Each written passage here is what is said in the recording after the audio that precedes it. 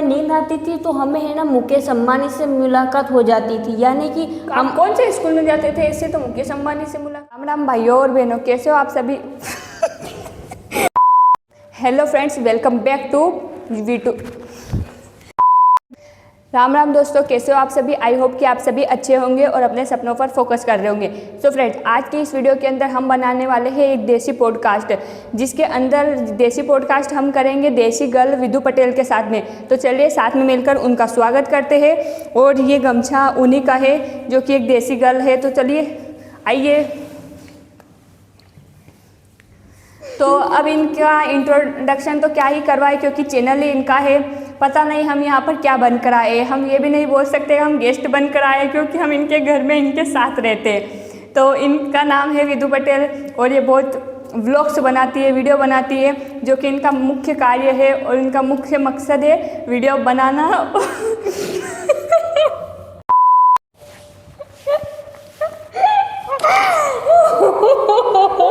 Video बनाना बेटी। इनका मकसद है वीडियो बनाना और किसान की बातों को सरकार तक पहुंचाना, जो कि एक गांव से है। और सरकार वैसे तो किसानों की मदद करती है, ऐसा नहीं है कि सरकार नहीं मदद करती, बट हमें और ज़रूरत है, इसलिए वह अपनी हर समस्या को आप सभी के साथ शेयर करती है और आप सभी के सहयोग से ही हम यहाँ तक पहुँच पाए हैं। तो चलिए अब हम आज का देसी पहुँच गए।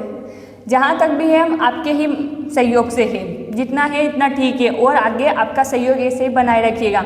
तो चलिए आज के हम इस देसी पॉडकास्ट को शुरू करते हैं। तो फ्रेंड्स, आज की इस वीडियो के अंदर हम इनसे 5 सवाल पूछेंगे और देखते हैं कि इनके आंसर क्या होते हैं। तो पहला सवाल है हमारा, तो विदु जी, आजकल के युवाओं के सामने सबसे बड़ी चुनौती है करियर चुनना। आप पढ़ाई को चुन रही है या डिजिटल कंटेंट क्रिएशन को? आपका विजन क्या है? देखो भाई, यानी कि देखिए बहन, ऐसा है कि मैंने पढ़ाई तो छोड़ दी है लगभग। मैं अभी जल्द ही अपनी टीसी निकालने वाली हूँ, लेकिन साथ साथ हमारा विज़न तो ये है कि हम अपने बेसों को संभालते हैं और जो हम बेस मतलब कि बोलता है कि या ऊपर।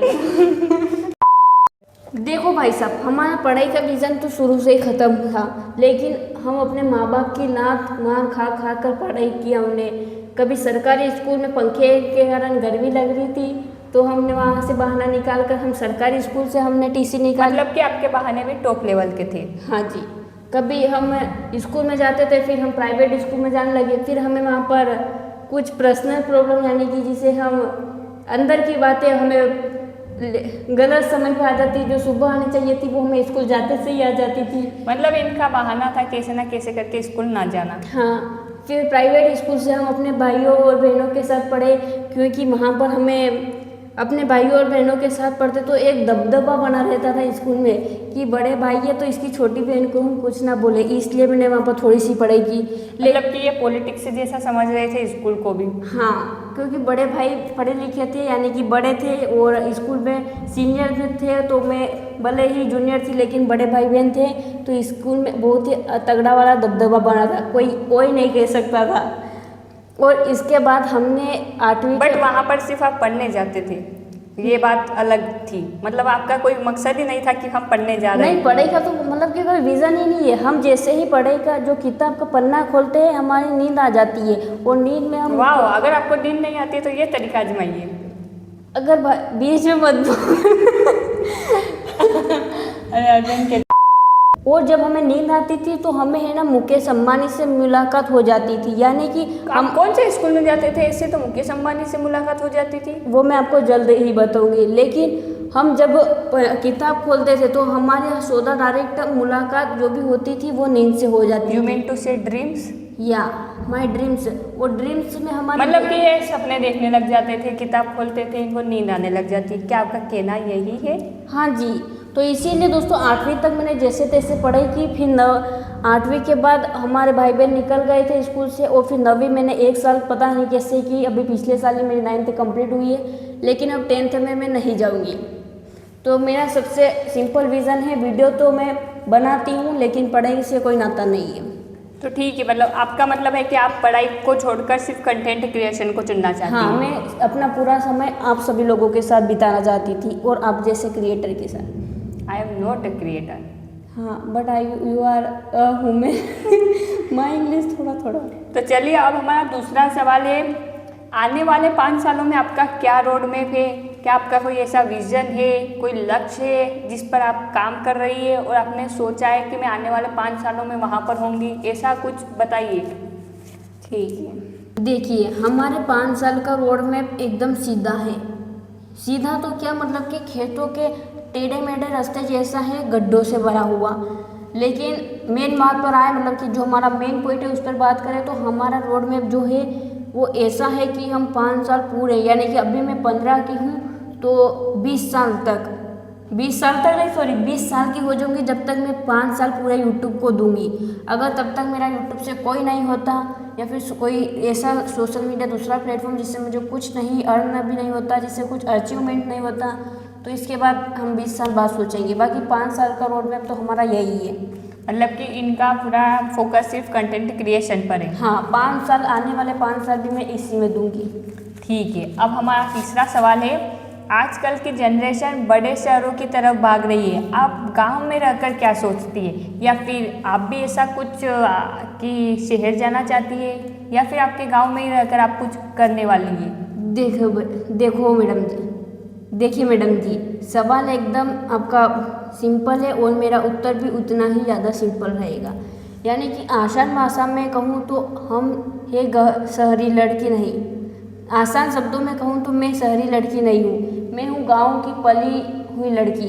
तो अगर आप शहर में जाएंगे तो वहाँ पर आपका आधा समय तो हॉर्न बजाते बजाते ही हो जाएगा। तो इससे अच्छा है कि अपन यहाँ पर गांव में कोई हॉर्न नहीं बजाना पड़ता। लेकिन हाँ, एक समस्या ज़रूर होती है, अगर आप रोड पे निकलते हैं तो सबसे बड़ा ट्रैफिक तो गांव में जब लगता है जब शाम के वक्त किसी की भैंस घर आती है चरकर। जी जी, ये हमने बहुत बार फेस किया है। ये आप भी गांव के ही है तो ये सवाल आप आसानी से समझ सकती हैं मेरे जवाब को। तो मतलब आप गांव में रहकर कुछ करोगी या फिर शहर जाने का कभी सोचा है? नहीं सोचे कि हमारे घर वाले कभी शहर ही नहीं भेजते हमें। हाँ ठीक है, ये मतलब इनका साधारण सा आंसर है। अब हमारा चौथा सवाल है, भैंस के काम और सोशल मीडिया में बहुत ज़्यादा रिस्क है, तो ऐसा आपने कहा है कि आप 5 साल कंटेंट क्रिएशन को देने वाली है, जब आप 20 साल की हो जाओगे तब तक आपका रोड मैप क्लियर है, but by the way by chance कभी ऐसा ना हुआ कि कभी ज़्यादा रिस्क हो गया, तो मतलब प्लान बी क्या है ऐसा इसके अलावा? देखो, मतलब कि हमारे आम भाषा में मालवी में कहते हैं कि मुँह हागले दूर बात नहीं करूँ, जो वे उसी व्यक्ति बार करूँ। तो मेरा plan A, plan B, plan C, plan D, plan E, मतलब कि ABCD के सारे प्लान मेरे बस एक ही है। पहला है मेरा सोशल मीडिया, जो कि मैं अभी भी काम कर रही हूँ उस पर। दूसरा है मेरा भैंसों का, जो कि उसमें भी मैं सुबह शाम अपना समय देती हूँ। तो मेरा ये जो है इसमें और रही बात रिक्स की, तो रिक्स में मतलब कि भाई अगर वो भी क्या ज़िंदगी है, यानी कि वो भी क्या जवानी है जिसमें रिक्स ना हो। तो इनका विज़न क्लियर है, कंटेंट क्रिएशन, और ये 5 साल तक लगभग इसी को टाइम देने वाली है, और प्लान A to Z इनका सिर्फ भैंस का काम और सोशल मीडिया का है। एम आई राइट? या तो मेरा 5वां और आखिरी सवाल, आपके नज़रिए में सफलता का अंतिम लक्ष्य क्या है? आप किस मुकाम पर पहुंचकर ऐसा महसूस करेगी कि हाँ अब आप सफल बन चुके हो?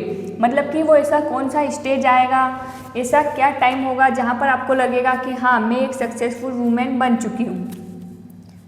देखो, बात रही समय की, तो समय मैं जो काम कर रही हूँ उसमें मेरा समय आज भी आ सकता है और कल भी आ सकता है, और ना आने को रहे तो आज के 5 साल बाद भी नहीं आएगा। क्योंकि मेरा जो सोशल मीडिया का प्लेटफॉर्म है वो है ना बहुत ही सटीक है, यानी कि उसमें ऐसा रहता है कि अगर आपका है तो वही आप कल ही चल जाए, और अगर नहीं है तो आप 5 साल तक कितना ही रगड़ लो। पर हाँ, एक बात जरूर है, हीरा जितना चमकेगा उतना ही नहीं, हीरा जितना घिसेगा उतना चमकेगा। हाँ, ये बात बहुत ही क्लियर है, क्योंकि भाई कंसिस्टेंसी रख रही हूँ मैं, और उसके बाद मैंने लॉन्ग में भी अब कंसिस्टेंसी रखना चालू कर दिया है। तो कोशिश रहेगी मेरी कि मेरा समय जल्द ही आए। बट हमारा सवाल है कि मतलब वो समय कौन सा है आपके हिसाब से जहाँ पर आपको लगे हाँ ये मेरा टाइम आ चुका है? देखो, मैंने आज से करीबन 4-5 महीने पहले भी एक लॉन्ग वीडियो बनाई थी, उसमें कहा था कि अगर मेरी कोई सी अर्निंग चालू होती है किसी भी प्लेटफॉर्म से, या फिर मुझे कोई भी थोड़ी बहुत सक्सेस मिलती है तो उससे मैं डोनेशन करूँगी। और मेरा जो आप पूछ रहे कि आप कौन सी मतलब कि स्टेज पर जाकर खुश रहेंगे, तो मेरा यही है कि मैं जितना हो सके उतना अपना 50 से 60% या फिर 80% डोनेशन करूँ, और वहाँ पर जाकर मतलब कि लोगों पर जो वो खुशी आती है ना भाई, वो बहुत ही अच्छी रहती है। तो मेरा मेन स्टेज डोनेशन का है, दान पुण्य करना, वो भी ज़रूरतमंदों को। तो इसीलिए आप जितना सहयोग करेंगे, उतना हम आगे ग्रो करेंगे, उससे ही मैं आगे बढ़ूँगी। तो फ्रेंड्स, यहाँ पर इनका विज़न क्लियर है, इनको कंटेंट क्रिएशन करना है। वैसे ये बहुत ही डिसिप्लिन और कंसिस्टेंस रखते हैं। तो बस हमें ज़रूरत है आप सभी के सपोर्ट की। और आज का हमारा पॉडकास्ट कैसा लगा ये कमेंट में ज़रूर बताना। लेकिन आपने मुझसे 5 सवाल पूछे, ठीक है। अब मेरा भी तो एक सवाल पूछने का मन होता है आपसे। पूछिए, क्या सवाल है आपका? इन्होंने मुझसे 5 सवाल पूछे और मैंने उनका हंसते हंसते जवाब दिया। तो मेरा जो लास्ट वाला सवाल है वो ये है कि क्या आपको लगता है कि इस दुनिया में मतलब कि इस दुनिया का तो छोड़ो, मैं सक्सेस हो पाऊँगी या फिर नहीं? क्योंकि अगर मेरी इतनी मेहनत करने के बाद भी मुझे कोई रिज़ल्ट नहीं मिलता या फिर मुझे कोई ऐसा अचीवमेंट नहीं मिलेगा, तो मेरा जो भरोसा रहेगा वो उड़ जाएगा पूरी तरीके से कि मेहनत करने से कुछ मिलता भी है। अब आप बताओ। कमेंट में बता दो।